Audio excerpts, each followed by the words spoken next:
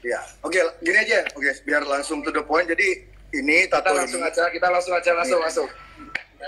Ya, tato konspirasi ini saya bikin tahun 99 setelah baca bukunya Noam Chomsky.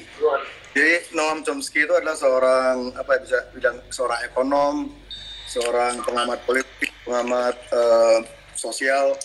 Tapi bukunya itu berat banget dan intinya di buku itu dia menjelaskan kalau di dunia ini tidak ada yang namanya kebetulan. Jikapun itu ada kebetulan, itu adalah jikapun ada sesuatu yang terjadi seolah-olah itu kebetulan, itu adalah dibuat seperti kebetulan.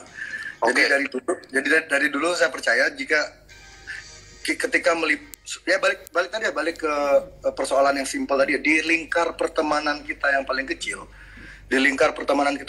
pun itu pasti ada konspirasi. Ya. Oke. Jadi nggak mungkin banget di skala global yang melibatkan profit banyak banget ini, nggak mungkin nggak ada konspirasi. Itu pijakan logika saya. Nah, ketika saya melihat COVID ini, awalnya saya sempat percaya. Jadi awalnya saya sempat percaya berapa hari gitu jika ini virus ini memang dari Cina, dari binatang segala macam. Karena ini kan diberitakannya seperti itu. Tapi ketika saya coba cari informasi dari sumber-sumber lain di luar mainstream media, saya banyak menemukan fakta-fakta yang menyimpulkan kebalikannya gitu loh. Jika virus ini adalah man-made atau dibuat oleh manusia, jika COVID ini adalah sebuah skema dan mungkin ada hubungannya juga dengan kasus Pizzagate, itu jejaring pedofilia Gedung Putih yang sudah membunuh banyak orang yang mencoba membongkarnya. Jadi ini sengkarut banget ini, saya ngelihatnya. Saya telusuri lagi lebih dalam, terus saya baca-baca lagi buku-buku yang lama saya baca tentang teori-teori ekonomi, tentang teori-teori politik. Ini sekarang masuk akal banget itu. Jadi memang ada siklus setiap berapa tahun sekali ekonomi itu dinolkan lagi, ekonomi itu di restart lagi. Kenapa begitu? Anda percaya nggak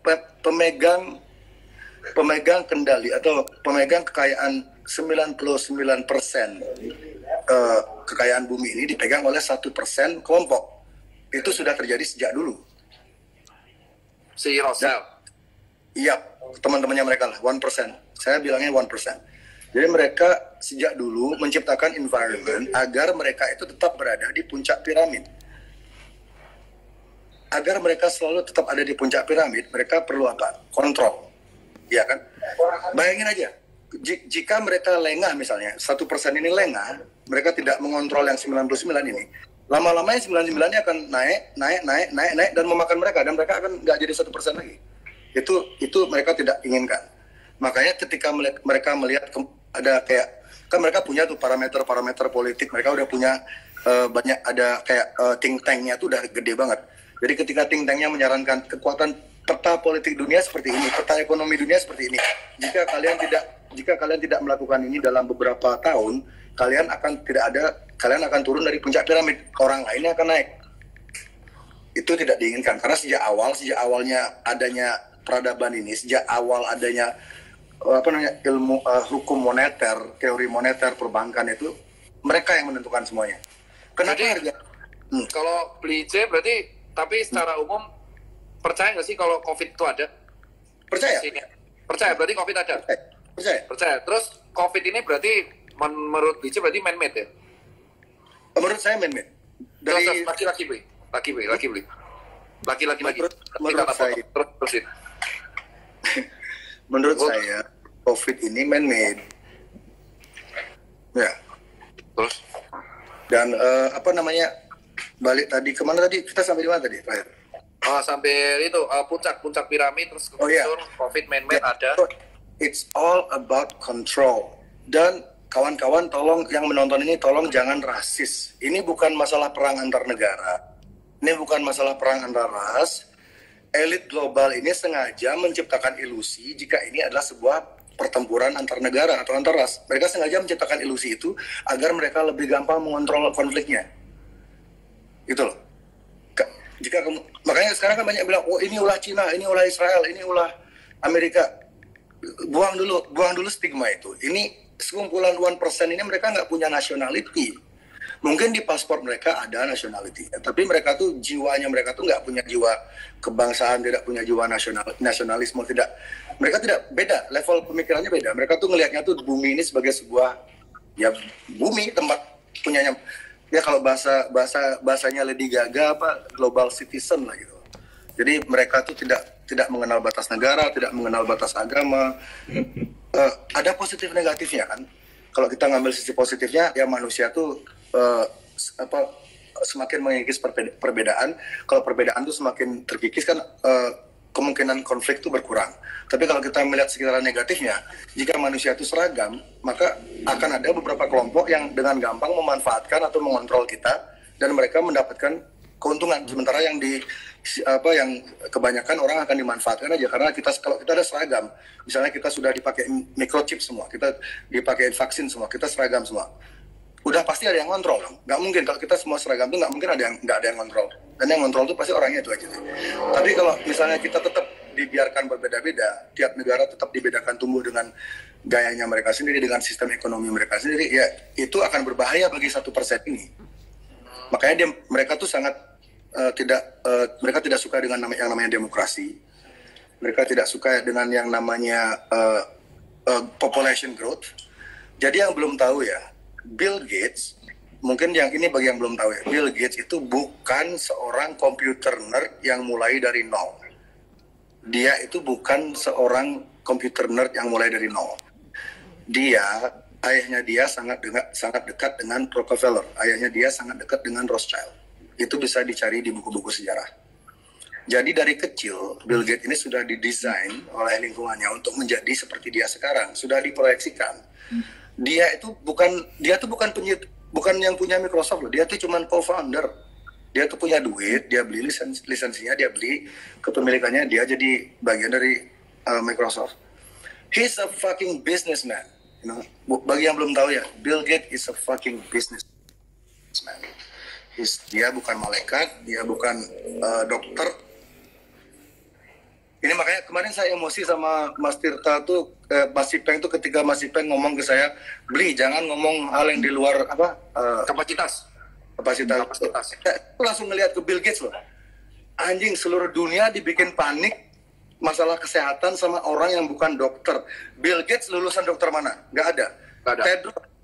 Tedros, bosnya WHO, dokter mana? Nggak ada. Tedros punya rekam jejak yang kotor. Dia pernah bikin kasus di Ethiopia.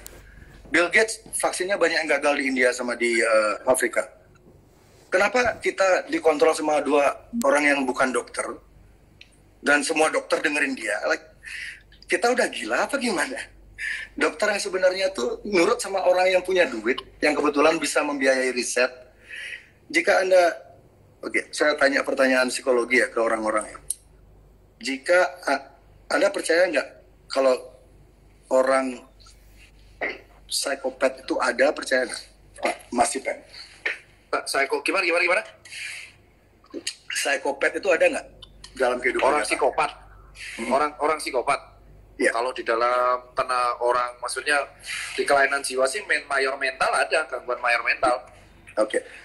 Orang serial killer termasuk psikopat atau jujur kalau orang serial killer jujur aja kalau dia mati dia memiliki hampir semua sih ada kelainan mayor mental, mereka kelainan mayor mental gitu. Ada yang bisa disebut schizophrenia, ada yang bilang bipolar, ada yang bilang maniak gitu. Iya, betul. Psikotik. Jadi orang-orang dengan masalah kejiwaan kayak gitu ada di sekitar kita dong berarti. Ya, emang Pak. Ya. Bayangkan sekarang, serial killer aja ada. Orang pemakan kanibal aja ada. Kenapa milioner atau triliuner yang punya duit banyak banget, dari mana kita tahu mereka tuh nggak punya sifat-sifat kayak gitu? Gitu. Apa jaminannya orang-orang itu memang benar-benar lurus sementara rekam jejaknya sudah banyak menunjukkan keganjilan? Kalau kamu mau, dan yang membuat nama mereka selalu bersih adalah balik lagi ke musuh bersama kita tadi, mainstream media. Mainstream media selalu melindungi image orang-orang ini. Kalau kamu ketik di search engine ya, di Google dimanapun, kamu coba cari dirt-nya, you try to dig cari kasus-kasus lama mereka tuh susahnya minta ampun mas, susah banget karena sudah ditutup oleh ribuan berita bagus tentang mereka. Contoh hidro ini, kita balik ke konteks ini ya, konteks ke kasus COVID ini ya, hidrokloroquine itu contoh. Ketika beberapa dokter ini awal April, beberapa dokter di Eropa, Amerika, India menemukan mereka berhasil menyembuhkan pasien COVID dengan hidrokloroquine dicampur dengan zinc. Zinc itu apa mas? Vitamin C ya? Zinc itu jenis vitamin multivitamin sih, bukan ya suplemen lah. Zinc Zn itu kayak ion sih, Zn. Mineral. Ya, jadi bukan cuma satu dokter, banyak dokter yang berhasil menyembuhkan pasien dengan itu. Harga hidrokloroquine itu 60 sen. 10 sen. Harga hidrokloroquine itu per butirnya 10 sen, itu 1.600 rupiah. Yang megang paten obat itu bukan dari lingkaran 1%, bukan dari teman-temannya Gates, bukan dari Rockefeller, bukan dari Rothschild, bukan dari Soros, orang lain. Ini menurut saya hidrokloroquine ini di luar perkiraan mereka. Mereka mikirnya tuh nggak akan ada yang bisa nemuin, ternyata ini ada. Dan hidrokloroquine kan dicoba dipopulerkan oleh Donald Trump juga, Pak Jokowi juga, beberapa presiden negara mencoba memberi solusi ke masyarakat. Coba ini obatnya, ini ada yang sembuh, monggo dicoba. Apa yang terjadi? Seminggu setelah itu CNN, New York Times, Washington Post, Vice Magazine, semualah itu, hampir berpengaruh ya, yang diikuti sama orang-orang pintar, yang dipercaya sama orang yang kelas menengah ke atas, orang-orang di perusahaannya, orang-orang yang punya banyak anak buah, mereka yang ikuti media-media itu diserang. Jadi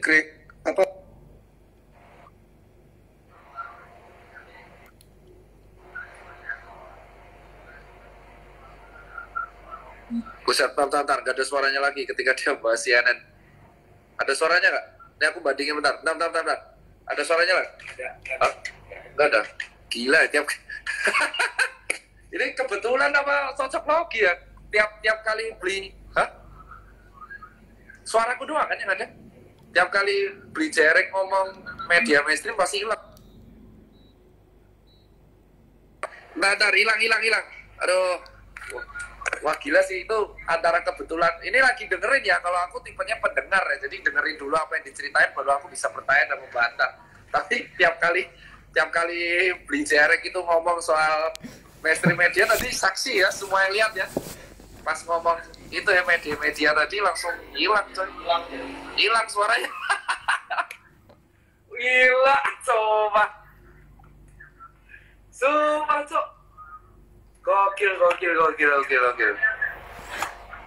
Tapi mumpung lagi ini di live, aku mengucapkan terima kasih ya. Kita nunggu lagi jerek. Gila.